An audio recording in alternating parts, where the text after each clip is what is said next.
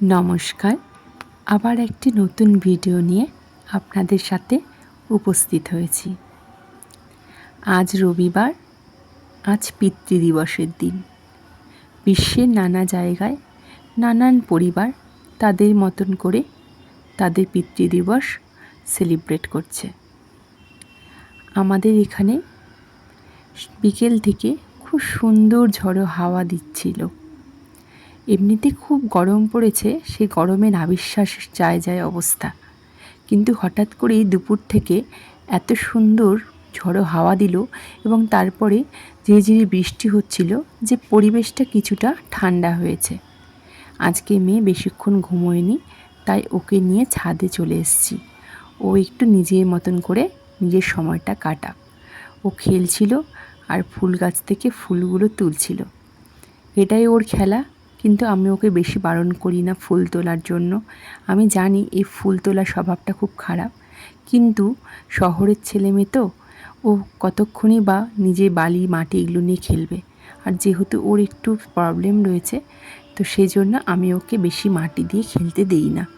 তো ও একটু ফুল তুলবে বলেছিল, আমি বললাম ঠিক আছে 2-3টে ফুল তোল। তো দুপুরবেলার কিছুক্ষণ পরে বৃষ্টি যেহেতু হয়েছিল, সেজন্য ছাদটা বেশ প্রায় ঠান্ডাই হয়ে গেছিলো। ছাদে অত রোদের তাপও ছিল না, তো সেই জন্য ছাদে থাকতে আমাদের খুব একটা অসুবিধেও হচ্ছিল না। পিতৃদিবসের দিন তো সেই জন্য মেয়ে চাইছিল যে একটু নিজের মতন করে, ও তো যথেষ্টই ছোট, কিন্তু ও যেইটুকুন ও বুঝতে পেরেছে যে আমি বলেছি আজকে তো ফাদার্স ডে, আজকে বাবাদের হ্যাপি বার্থডে। তো ও যখন হ্যাপি বার্থডে শুনেছে, তো মেয়ে বলছে তাহলে বাবা আমাকে ঘুরতে নিয়ে চলো, আমাকে একটু শপিং করিয়ে দেবে। তো বাবা বলেছে ঠিক আছে, অনেক দিন তো তোমাকে কিছু খেলনা আমি কিনে দেইনি, তো চলো আজকে তোমাকে একটু শপিং মল থেকে একটা খেলনা কিনে দিই। তো মেয়ে আর বাবার মধ্যে গল্প চলছে, আর আমিও রেডি হয়ে গেছি যাবো জন্য একসাথে। তো আমরা সবাই মিলে বেরিয়ে পড়লাম শপিং মলের উদ্দেশ্যে। যদিও বাড়ি থেকে আমাদের শপিং মলটা বেশি দূর নয়, তবুও আমরা তাও বাইক নিয়েই বেরিয়েছিলাম, কারণ এরপরে আমরা অন্য জায়গায় ঘুরতেও যাব। তো চলে এসেছি শপিং মলে ঘুরতে এসে নানান রকম অনেক ধরনের জিনিস দেখলাম। ও বলছিল ব্যাগ নেবে, তো আমি বললাম যে ব্যাগ যখন নেবেই তাহলে বেশি দামের নিয়ে লাভ নেই, ও ছোট অল্প কিছু দামের মধ্যেই নিক, কারণ বেশি দাম দিয়ে কোনো জিনিসই আমি ওকে কিনতে দেই না, বা অধিকতর কোনো জিনিস ঘন ঘন আমি কোনো জিনিসই কিনতে দেই না। এটা ঠিক আমার পছন্দের নয়। তো ও যেহেতু বলছিল আর ওর বাবাও মেনে নিয়েছিল যে না আমি দেবো কিনে আজকে, তো সেজন্য আমি আর তাদের বারণ করিনি। মেয়ে আর বাবাকে তাদের মতন করে টাইম স্পেন্ড করতে দিয়েছি, আমি আর তার মধ্যে আজকে ইন্টারফেয়ার করিনি। ওরা নিজেরা যা মনে মনে ঠিক করছে দেখে শুনে ওরা নিজেরাই ওদের মধ্যে কথা বলে বলে ঠিক করে নিচ্ছে। আজকাল তো পিতৃদিবস বা ফাদার্স ডেতে সবাই সবার মতন কম বেশি করে সেলিব্রেট করে, কিন্তু আমাদের সময় আমরা যখন ছোট ছিলাম তখন আমাদের এই পিতৃদিবস বলে সেরকম আমরা হয়তো বিশেষ কিছু জানতাম না। আসলে তখন তো এত অনলাইন বা সোশ্যাল মিডিয়ার যুগ ছিল না, সেজন্য হয়তো এই জিনিসগুলোর প্রচারও কম ছিল। তো আমরা বাবার সাথে মার সাথে বিকেল হলে হয়তো কোনো দিন রবিবার বিকেলে হাঁটতে বেরিয়ে যেতাম, ঘুরতে যেতাম। কারণ আমি যে শহরে থাকি সেই শহরটা তখন খুব একটা বড় ছিল না, সেজন্য এই শহরে পার্কও কম ছিল, দোকানও কম ছিল। সেজন্য আমরা কোথাও ঘুরতে যেতাম বলতে ওই হেঁটে হেঁটেই হয়তো একটু বাজারে ঘোরা, বা হয়তো কোথাও কোনো একটা ছোটোখাটো মেলা বসলো, সেখান থেকে হয়তো একটু ওই মাটির পুতুল বা হয়তো ওই সবজি যেগুলো কিনতে পাওয়া যায়, মাটির সবজিগুলো মাটি বানানো, সেগুলো হয়তো কিনে নিয়ে আসতাম, বা বেলুন, এই ধরনের কিছু জিনিসপত্রগুলো আমাদের বাবা মায়েরা কিনে দিত। কিন্তু এখন তো ফাদার্স ডে, এখন ওদের ফাদার্স ডে বলতে ওরা বিশাল বড় করে সেলিব্রেট করে। সোশ্যাল মিডিয়ার যুগ, আর অনলাইনে সবাই বাবা মায়েরা সবাই মোটামুটি জানতে পারে এবং নিজেদের ছেলে মেয়েদেরকে নিয়ে সেলিব্রেট করার চেষ্টা করে। কিন্তু আমার ওই সময় স্মৃতিগুলো না খুব মনে পড়ে এবং মনে হয় ওটাই খুব সুখকর জিনিস। আমার কাছে পিতৃদিবস বলতে আলাদাভাবে কোনো দিন বা কোনো টাইম লাগে না, বা মাতৃদিবস বলেও তাই।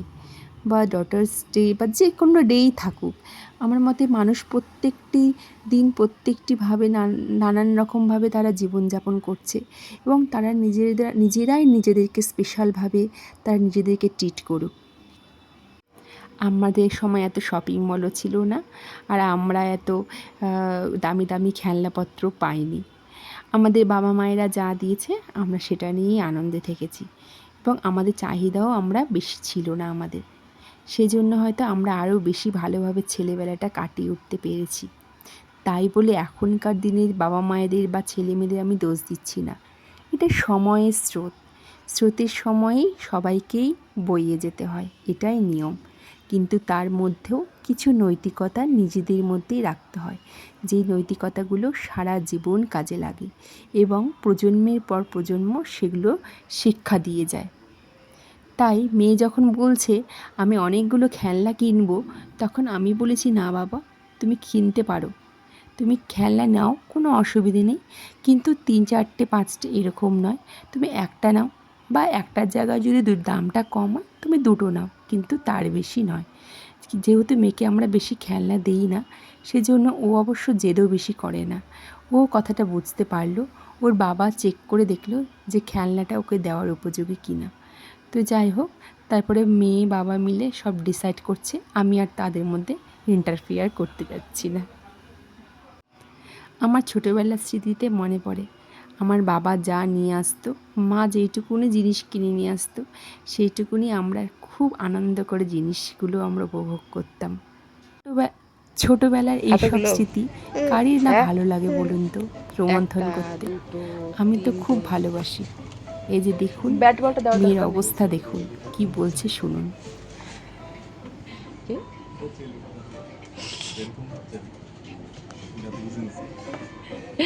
এই ব্যাট বলটা নিতে হবে না, ব্যাট বলটা নিতে হবে না, ও খেলে না, নিতে হবে না বাবা, অনেক টাকা দাম তো, কিনতে হবে না, পরে নেবো আর অন্য দিন।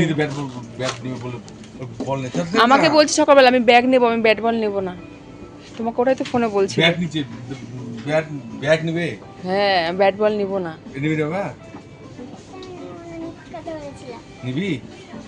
না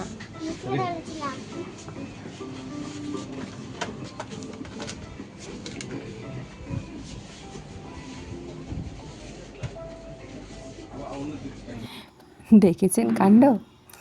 এইসব গিফট কেনার পরে তারপরে আমরা বেরিয়ে পড়লাম একটু ঘোরার উদ্দেশ্যে, কারণ আকাশটা এত পরিষ্কার পরিচ্ছন্ন ছিল, অবশ্য পরিষ্কার পরিচ্ছন্নও বলতে পারবো না, একটু মেঘলা ওয়েদার ছিল, মানে এত সুন্দর হাওয়া হচ্ছিল না, মনে হচ্ছিলো দূরে কোথাও একটু শহর থেকে একটু দূরে কোথাও একটু গ্রামাঞ্চলের দিকে একটু ঘুরে আসি, যেখানে সবুজ মাঠ, সবুজ গাছপালা, সবুজে সবুজময় হয়ে থাকবে চারিদিকটা, আর চোখের পক্ষেও তো সেগুলো খুব ভালো, তাই না?